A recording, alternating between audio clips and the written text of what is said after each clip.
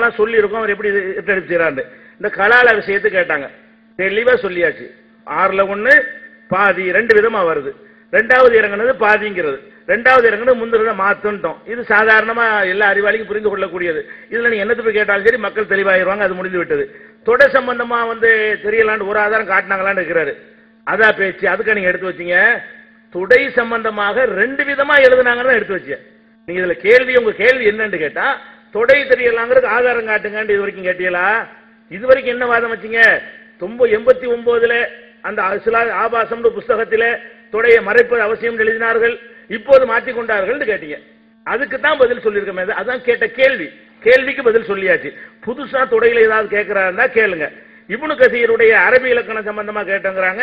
அழகா சொல்லியாச்சு. இப்னு கசீர் போன்ற நாங்க புக்ல எழுதி இருக்கிறோம். அதனால இப்னு ஜரீர் தபுரி அவர் சொன்னதையெல்லாம் எடுத்து வாய்ச்சி காட்டிட்டோம் இல்லைங்கிறாரு. அது மாதிரி சிகிர் சம்பந்தமா முந்தி ஒண்ணு சொன்னீங்க பிந்தி ஒண்ணு சொன்னீங்கன்னு சொன்னாரு. அதுக்கு நம்ம ஆன்சர் பண்ணிட்டோம். அது விட்டுட்டாங்க, மறுபடியும் கேட்கல.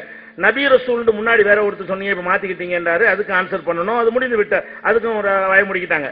அப்புறம் கதீம் ஜதீத் இமாம்களை முன்னாடி ஒரு சொல்லு பின்னாடி ஒரு சொல்லுன்னு சொல்லியிருக்காங்களே, அதுக்கு சில மலுப்பல் சொன்னாங்க. அந்த மலுப்பல் அவங்களுக்கு திரும்பி பொருந்ததுன்னு சொன்னோம். அது முடிந்து விட்டது. அதே மாதிரி பெண்களுக்கு தலாக்கு சொல்வதற்கு ஒரு ஹதீஸ் ஆதாரம் காட்டினீங்க. ஆணை நோக்கி தான் ரசூலுல்லாஹ் தலாக் சொல்லியிருக்கிறாங்க. இது எப்படி ஆதாரமாவும் கேட்டீங்க.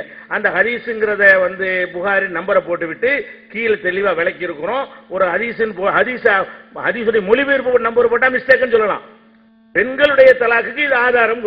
அந்த சம்பவம் என்ன? ஒரு பெண்ணு வருது, ரசூலுல்லாஹ்ட்ட சொல்லுது, என் புருஷன் இந்த மாதிரி சரியில்லைன்னு சொல்லுது. அப்ப ரசூலுல்லாஹ் அவரை கூப்பிடுறாங்க. அதான் பெண்ணுடைய தலாக். அதுக்கு ஆதாரம் பெண்ணு சம்பந்தப்பட்டதுதான். ஆணை நோக்கி தான் சொன்னார்கள். பெண்ணு முறையிடும் பொழுதுதான் ஆணை நோக்கி ரசூலுல்லாஹ் சொன்னார்கள். அதுக்காக வேண்டி பெண்ணுடைய தலாக்கு சம்பந்தம் இருக்கிறதுனால தான் புகாரி நம்பரை போட்டோம்.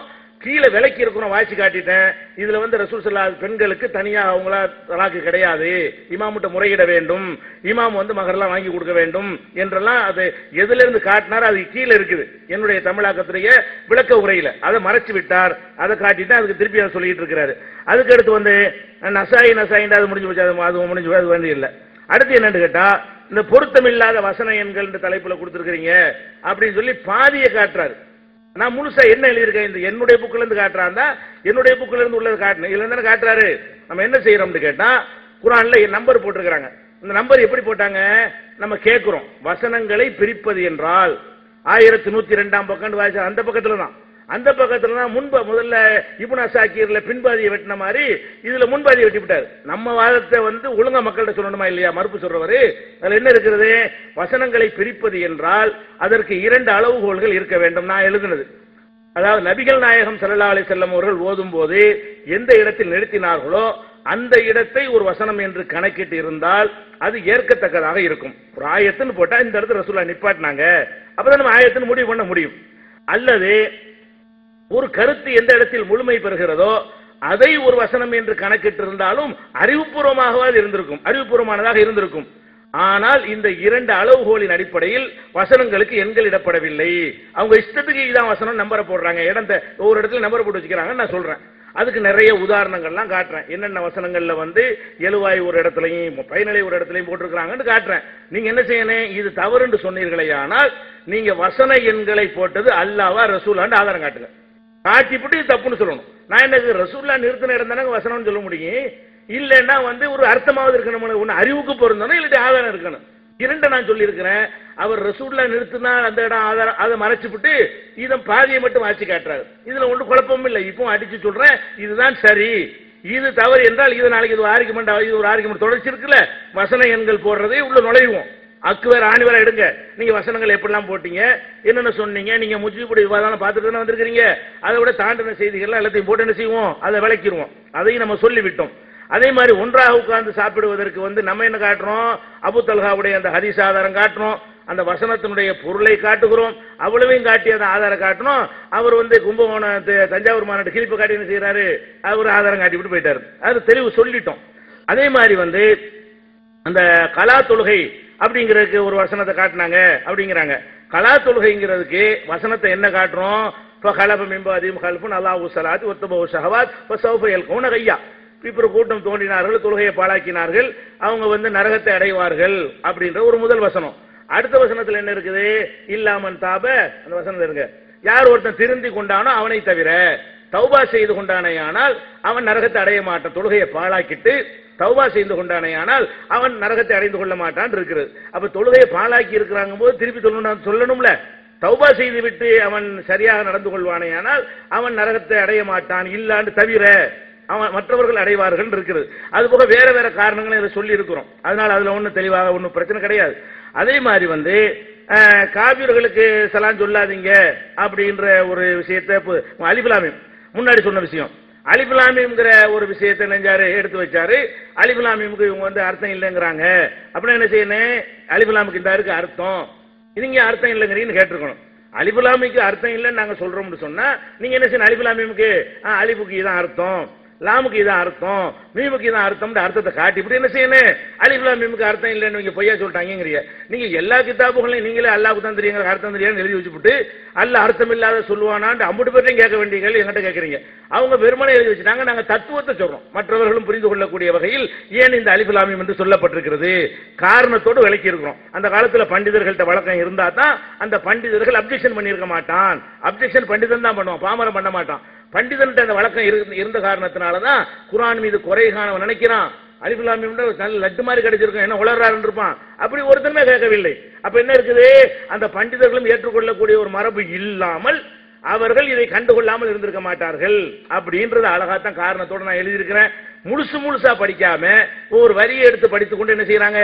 நீங்கள் என்னெல்லாம் எடுத்து படிச்சாரோ நான் வேகமா சொல்லிக் கொண்டிருக்கிறேன். அந்த நம்பர்களை எல்லாம் நீங்கள் முழுமையா நீங்க வாசிச்சு பாருங்க. அது மொத்தத்தையும் வாசி பார்த்தீங்கன்னு சொன்னா அந்த மொத்த கருத்தை அவர் சொன்ன வாதத்துக்கு என்ன செய்யும் பதில் தர வகையில் அது தெளிவாக இருக்கிறது. அதை ஒருத்தர் சொல்லிக்கிறோம். அடுத்து என்னன்னு கேட்டா இந்த உலகத் ஹம்மபிஹி வ ஹம்மத் பிஹி வ ஹம்மபிஹா அப்படிங்கிறதுக்கு ஒரு இலக்கண விஷயத்தை சொன்னார். அந்த இலக்கண விஷயம் என்ன? அது ஒழுங்கா விலைக்கு சொல்லல உங்களுக்கு. அந்த இலக்கண விஷயத்துல என்னன்னு அது சொன்னா இப்ப நேரமாகிவிடும். ஒரு சுருக்கமா உள்ளது மட்டும் சொல்லிக்கிறேன். என்ன அதனால சொல்லாம விட்டாருவாரோ இப்போ சொல்லிவிடுறாங்க. பாதியில் நின்றால் பரவாயில்ல, மீது நாளைக்கு தொடர்ந்துக்குருவோம். அதாவதுங்க தமிழ் மொழியில நீ வந்தால் நான் தருவேன். ஏன்னா இதை நான் லவ்லாவுடைய அந்த இலக்கணத்தை விளக்கிட்டு தான் அந்த சட்டத்தை நான் சொல்ல முடியும். மக்களுக்கு புரியறதுக்கு தான் விவாதம். சும்மா அரபில ஷர்த்து ஜவாபுன்னா அது சரி வராது.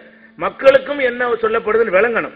அரபு தமிழ்ல என்ன செய்வோம்னு கேட்டா நீ வந்தால் நான் தருவேன், நான் தருவேன்ங்கிறது ஜவாபும்பாங்க, நீ வந்தால்ங்கிறது ஷர்த்தும்பாங்க, நிபந்தனை. நான் தருவதற்கு நீ வருவது நிபந்தனை. இந்த நீ வந்தால் நான் தருவேன் என்பதை தமிழ் மொழியில ரெண்டு விதமாகவும் சொல்லலாம். நான் தருவேன், நீ வந்தால், நீ வந்தால் நான் தருவேன் மாற்றி சொல்லலாம். இதை முந்தி போடலாம், அதை முந்தி போடலாம். அரபு மொழியில முந்தி போடக்கூடாது. நீ வந்தால் நான் தருவேன், நான் தருவேன் நீ வந்தால் சொல்லக்கூடாது.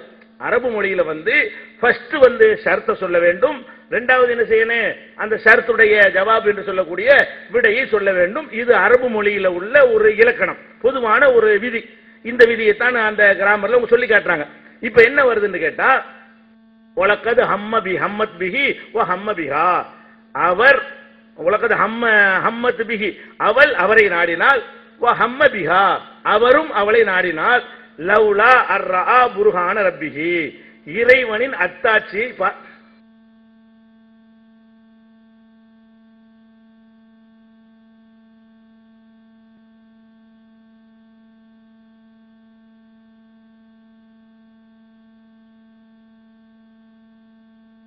மாணவர்களே, அவங்ககிட்ட ஒரு சட்டம் நம்ம கேட்டிருந்தோம். அதுக்கு அவங்க பதில் சொன்னா திருமதியில நம்மகிட்ட கேட்டாங்கல்ல, அதுக்கு ஒரு பதிலா அமைஞ்சிரும். அதுக்காக தான் கேட்டோம். உங்க சட்டம் என்ன, உங்க நிலைப்பாடு என்ன? ஒருத்தன் மிருகத்திட தவறு நடந்து கொண்டான், உணர்ந்துட்டான். இப்ப அவனுக்கு நீங்க என்ன சட்டம் சொல்லுவீங்க? அவனுக்கு ஹத்து இருக்குங்களா இல்லைங்களா?